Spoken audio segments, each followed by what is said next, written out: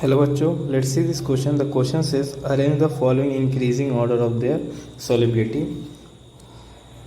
और यहाँ पे जो ये दिए गए हैं वो है MgCO3, CaCO3, SrCO3 और Na2CO3. ये कंपाउंड्स दिए गए हैं और उनको न्यूमरेट किए गए कि वो A है, B है, C है और D है. तो चलिए इस क्वेश्चन को सॉल्व करते हैं. इस क्वेश्चन का जो की कॉन्सेप्ट है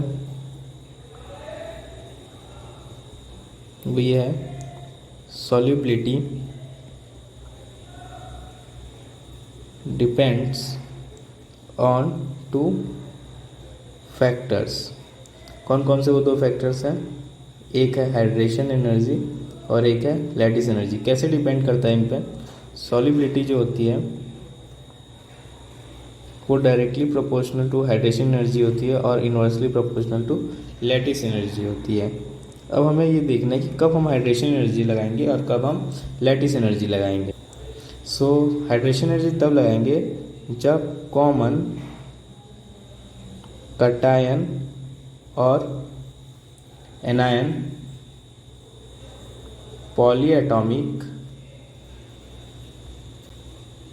लार्ज हो. यानी कि जो कटायन या एटायन हो वो पॉलीएटॉमिक हो और लार्ज हो. जैसे कि यहाँ पे CO3 के केस में दिया गया. यहाँ पे जो कॉमन कटायन है, एनायन है, वो है CO3.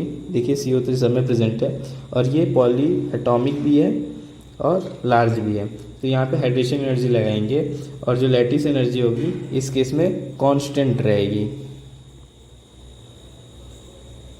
सो हाइड्रेशन एनर्जी क्या होती है? हाइड्रेशन एनर्जी जो होती है वो inversely proportional to size of cation होती है. तो अगर हम इनको सबको अरेंज करें on the basis of size, so जो सबसे छोटा कटायन यहाँ पे प्रेजेंट है वो है सोडियम, देन उसके बाद magnesium, then calcium, then strontium. ये जो है इनके साइज का ऑर्डर है. और इसी के जस्ट अपोजिट क्या होगा? हमारे हाइड्रेशन एनर्जी का ऑर्डर. सो हम लिख देंगे सोडियम, मैग्नीशियम, कैल्शियम और स्ट्रोंशियम. ये किसका ऑर्डर होगा? हाइड्रेशन एनर्जी का.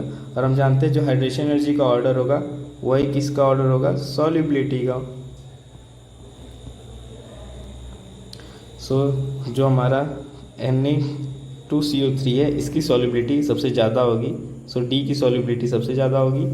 देन MgCO3 की that is A, then CaCO3 की that is B and then SrCO3 की दैट इज़ C. सो ये हमारा जो होगा वो सॉल्युबिलिटी का ऑर्डर होगा, order of solubility. So the final answer to this question is option number D. I hope you understood it well. Best of luck.